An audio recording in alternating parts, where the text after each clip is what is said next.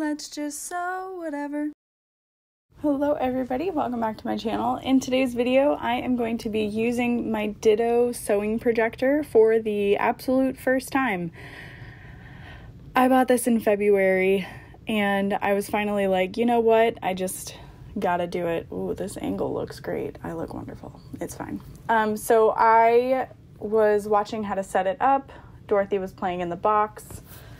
It is a tension rod that you adjust to the height you need, and then you push on the bottom and you can feel it kind of spring, and then you can set it into place. So I am currently setting up my account, making sure Dorothy doesn't hurt herself, and heading back to what I was doing. Oh my god, not a good angle at all. It's fine. Oh my god, Ben. So the rotary cutter that comes with it is really nice. God damn it, Ben. And it was pretty easy to set up. It came with the mat and the weights and the rotary cutter. So CJ was like, oh, that's pretty cool. What do you do with it? So I was explaining. He's like, oh, okay. Bye.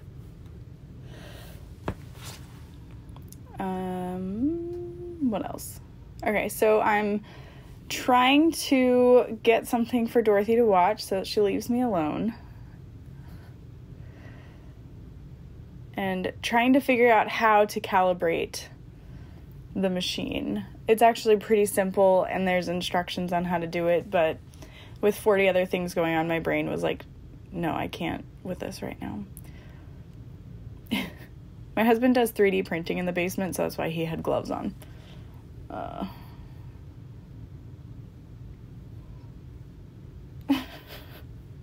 It's like a day in the life right now. So I had to go on the website to shop for patterns. I could not do it within the app. And then I was able to check out with the pattern I wanted and add it to my account. I did pay the $100 for a yearly subscription. And that gives you access to all of the Ditto patterns, which is pretty cool. There are not a ton on there that I am currently interested in, so that's something to keep in mind. You can always pause a 10-month subscription, so or not a 10-month, but a $10 monthly subscription. So if there's a few that you're into, you could always add it to your account, and then pause it later.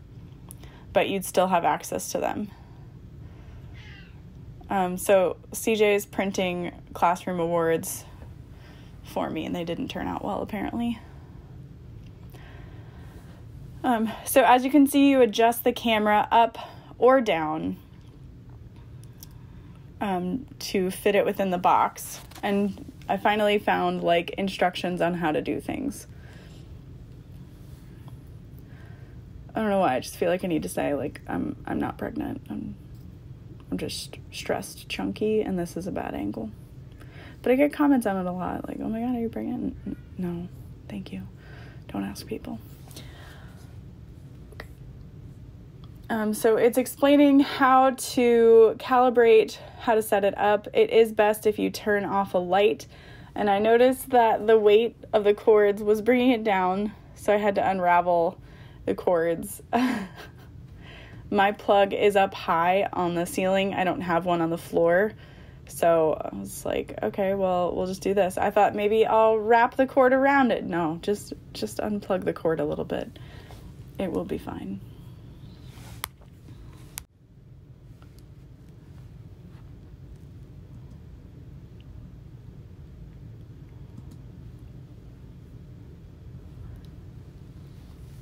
There you go. And then let that rest on a shelf so that the weight is taken off, and that helped a lot.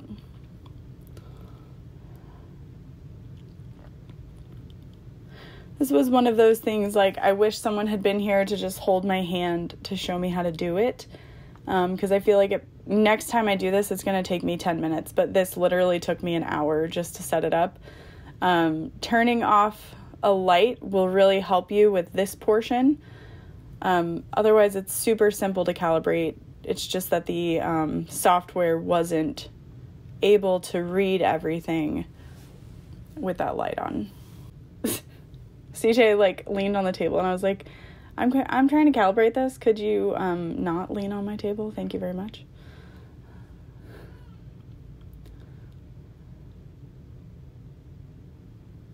There is also a level on the camera itself, or I'm sorry, on the projector, that will help you get your pieces on correctly.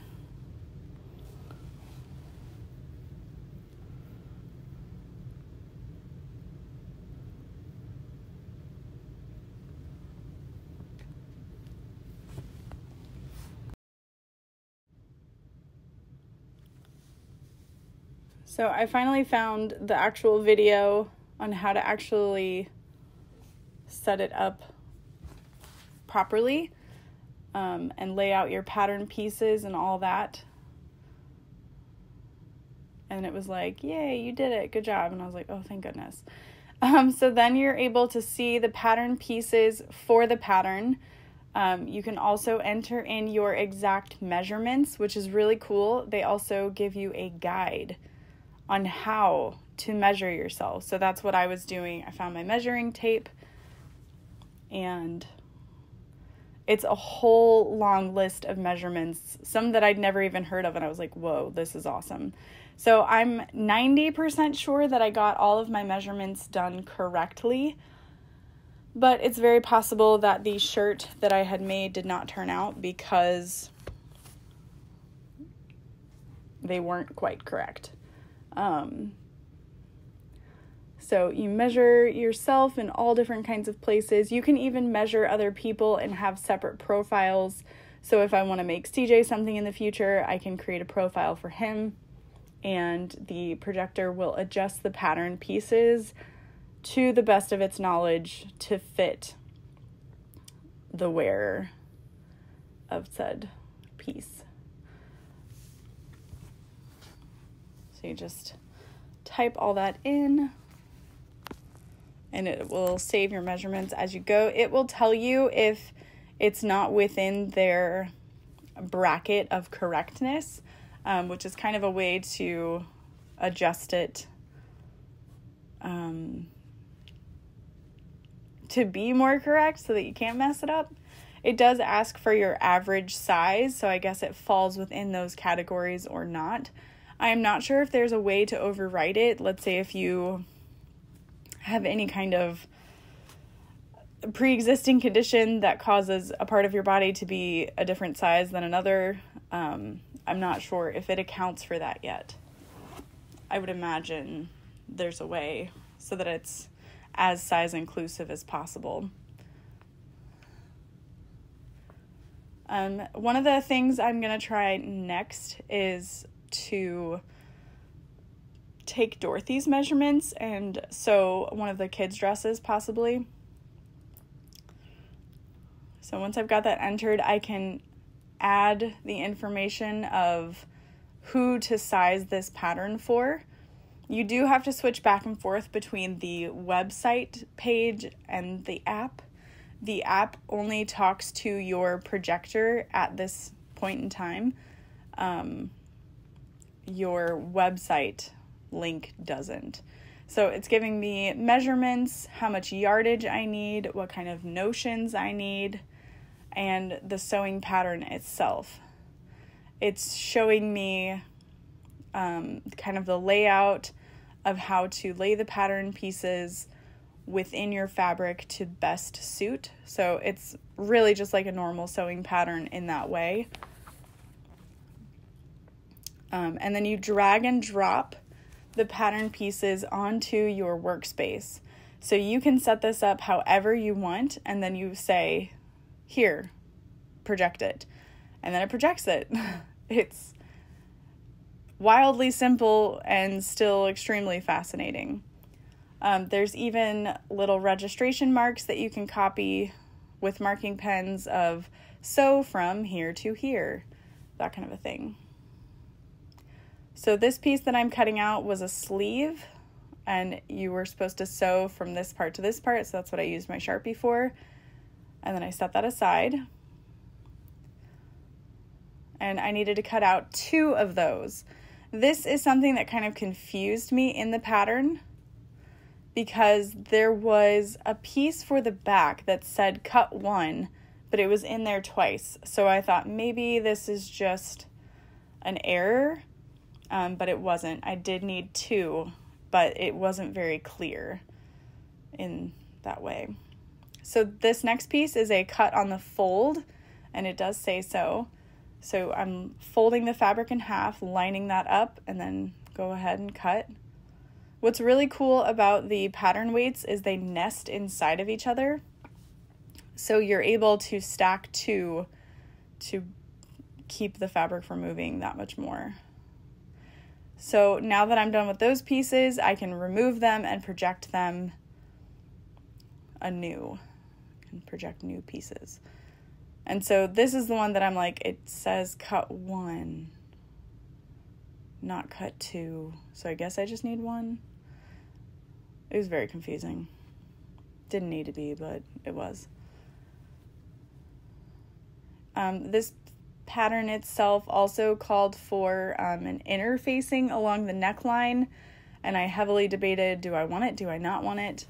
I'm not a fan of the idea of that, so I omitted it, and I probably shouldn't have. I had attempted to use just my extra fabric for it, but it added way too much bulk, so it kind of sat strange. Trust the pattern, but I didn't. So now you can see here, I'm dragging and dropping the rest of the pattern pieces. Within the software, there's even a little check mark for, I've already cut this, so I'm good, which I think is really cool to keep you organized in that way.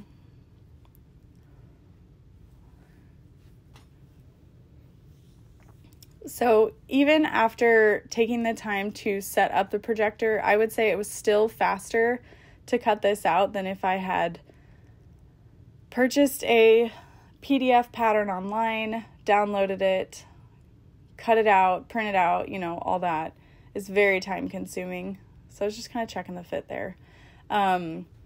When I spoke to the salesperson at Sew Expo, she mentioned that this is just the beginning for this app, and they hope to have a way where you can import existing PDF patterns, and they'll be working with other designers in the future that are a little more indie, because they have such incredible patterns. So it would be so wonderful if they were able to include it.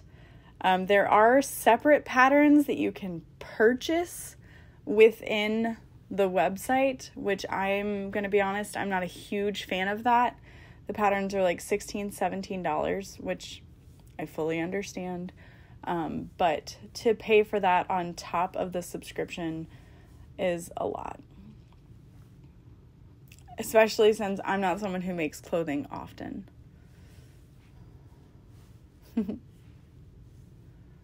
I don't know what Dorothy wanted, but she was telling me a big story.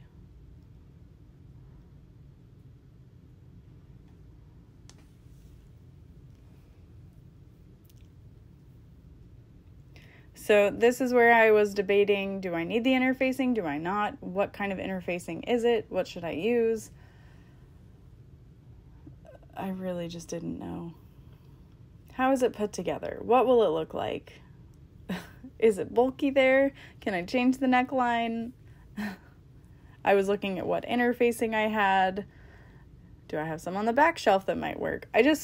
Anything I used I would have felt would have been super itchy.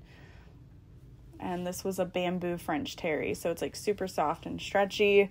So I just didn't use the right fabric for this shirt, but I liked the way the shirt looked, so I even looked at Joann's. What did they say to use? Because they do give links to the fabrics they used in the one in the photo. So this is where I was like, you know what, screw it.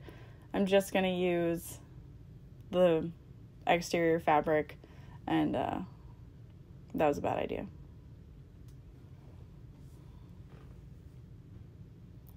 I was messaging my friend Kira, who makes costumes, and I was like, what would you use? What do you think? Is this fine? She was like, yeah, I mean, it's probably fine. It's not her fault. She wasn't wrong. It might have been fine, but I didn't do a great job. All right, so now we are on to sewing it. So I have a serger and a cover stitch, just super basic machines. And the instructions given are very basic. They're not super in-depth. I don't know that there's a ton of diagrams. So you do have to be somewhat knowledgeable. So one of the first steps was to kind of ruffle the side. So I did that. And I figure it out later. But if you have a toddler, check the tension knobs on your machine. It'll really change your life. Just check those tension knobs, because Dorothy had changed all of mine to like nothing and my stitches weren't staying. So that was really fun.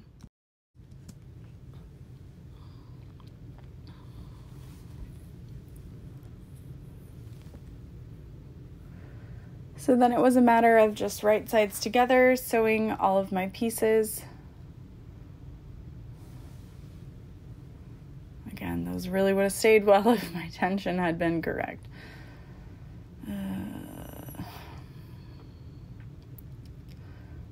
And then you're supposed to kind of like fit those ruffles within the shape of the bodice.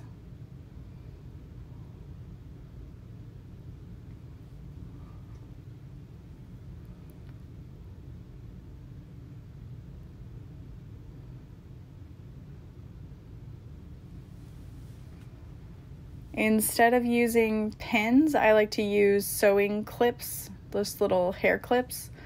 I discovered this many years ago when I was serging a lot of like infinity scarves. I was like, oh, this is nice. So then I flipped it out. Oh no, it's still some time before I realized the tension was off. Bum, bum, bum. So adding a ruffle to those sleeves. And if you are not aware of how to add ruffles with your serger, definitely look into it. Although I do know some domestic machines have a ruffle attachment that you can use as well. Those are really fun. I've used that before. So my thread broke because the tension was as high as it could possibly be on one of my needles. Is this where I realize? I wonder. Nope. Just completely clueless.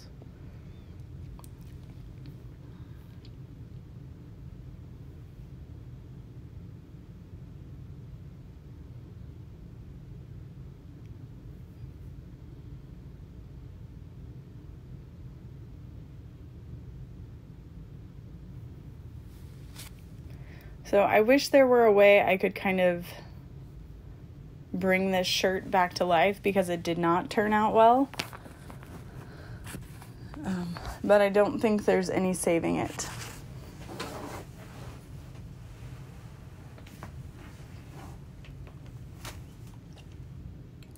And then I'm switching to my cover stitch machine to finish off the raw edge of the ruffle. I would say I am a very beginner clothing maker. So maybe like experienced beginner, because I do kind of know what I'm doing, but I haven't had any kind of professional training. Just kind of figuring it out as I go.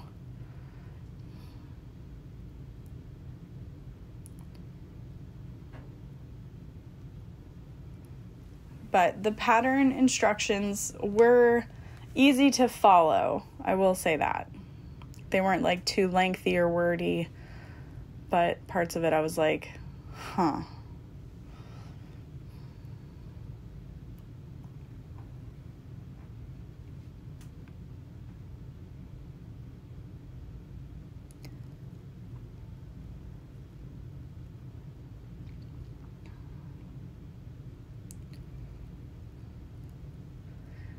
And if you've never used a serger before, they are really fun. There it is. That's where I realized. Yep, there's the face.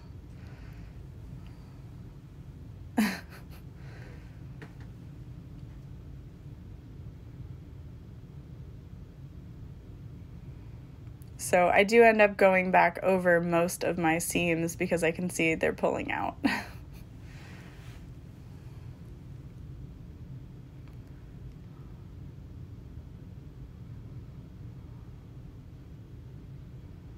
And then I'm like, wow, look how much better that looks. How crazy. So then I go back over everything. And I'm just trimming off like not even 1/4 of an inch of the existing stitching, so it doesn't change the fit of the pattern too much.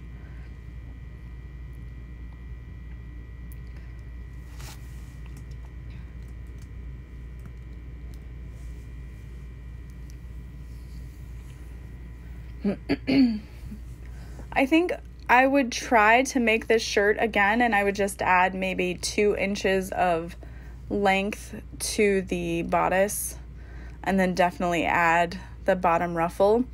I would also possibly use the same fabric for all parts of the shirt. I think having the 2 different weights was a little strange,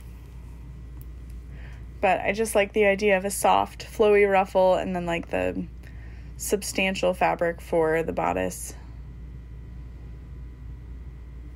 I got the thread nested in my cover stitch because, again, I don't fully know how to use it. My friend Sandra at the Garner Sewing Room, we were going to FaceTime for her to show me, and then I just forgot. So maybe I'll go take a class sometime with her. She's located in North Carolina, near Raleigh-Durham area in Garner. So if you are close by, definitely check out her classes. She's such a wonderful human and has such a great little class space.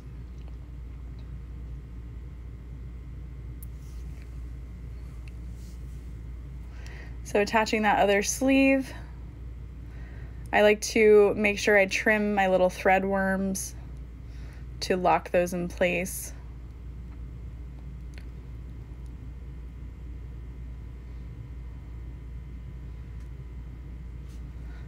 And I think this is pretty much the last step where you add the bottom ruffle. But it really wasn't clear that there were 2 pieces that needed to be sewn together on the back. And then the facing as well. I'm like, how do I want to do that? How do I want to do the neckline? So yeah, I should not have done this.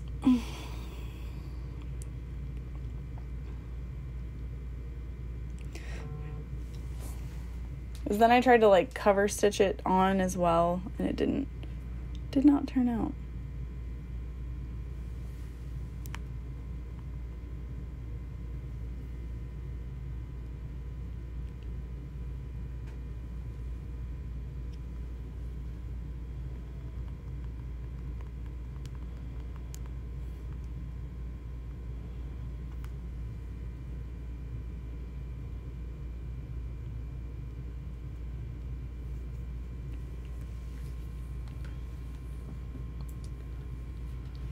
So I'm flipping that in, and then I went to add like a woven label to the neckline, and it just wasn't good. So I end up having to pick this out and completely redo it.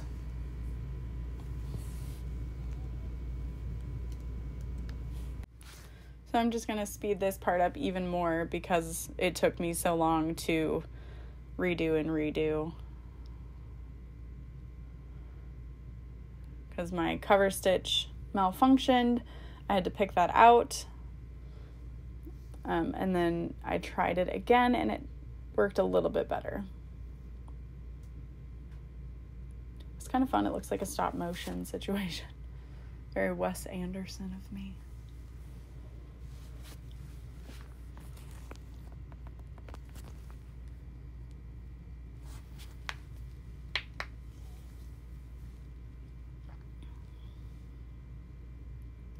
So once I finally got all of those stitches out, things got a little bit better for top stitching. I did attach the facing to the inside sleeve at the very top because it extended to that side. But it didn't help a lot. So this should have been, I believe, a total of 4 pieces, and I only had 3. Again, I was confused by the pattern piece layout. And then I'm cover stitching the very bottom edge of that ruffle so it's finished. And then I will run it through the serger again to make it a complete ruffled edge. But I ended up having to remove a lot of it to fit it within the circumference of the bodice again because I'm missing a whole section. I don't know that the shirt would have been fully redeemed with it though, to be honest. Like, I still think it maybe just wasn't the best shirt for me. But you can see how well that works, the gathering stitch on the machine. It's great. And it would have been so cute had it fit. So there I am finally top stitching that. I wondered. I think I was just sick of looking at it, so I was like, I'll come back to this.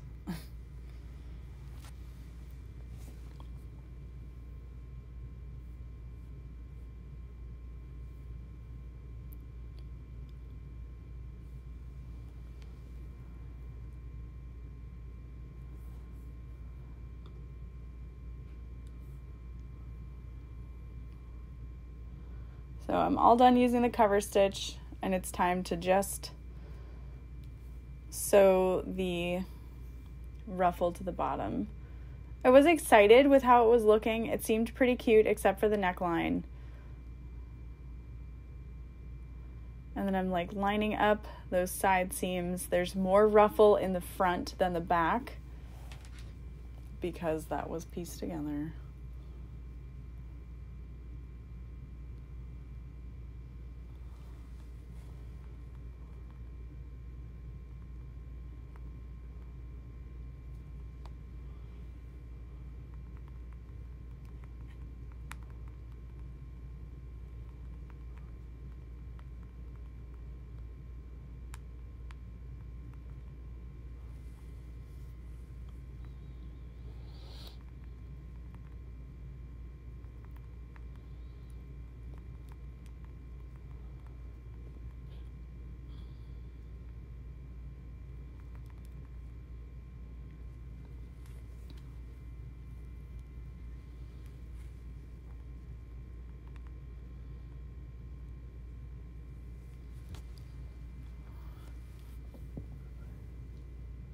Yeah, honestly, right here is when I should have been like, you know what? Maybe I'll just cut up and, but it was too far. I think it was like 11:30. I should have been working on other things, but instead, I made a shirt that I'll never wear. Relatable, right? Fully relatable. Overall, though, I really enjoyed the experience of using the Ditto sewing projector. I will absolutely be using it again. I currently have it just permanently set up next to my cutting table. And, you know, it's not an eyesore. It's not in the way. It seems very industrial. The box that it came in, though, is large, but super protective and perfect for like, okay, I'm done using it. I will put it away and then I'll set it up later when I need it. So I really like that. They put a lot of thought and effort into this. You can tell they got a lot of feedback from people who would use it and how to make it as user-friendly for them as possible. So I think that's wonderful. There are other sewing projectors that you can buy, or you can just buy a regular projector and set it up for sewing patterns. So long as the pattern designer offers sewing projector files. But that's the shirt on. It's okay. I don't love it. and I will never wear it. Thank you so much for spending some time with me while we used it. I would love to know your thoughts down below, and I will see you later. Bye.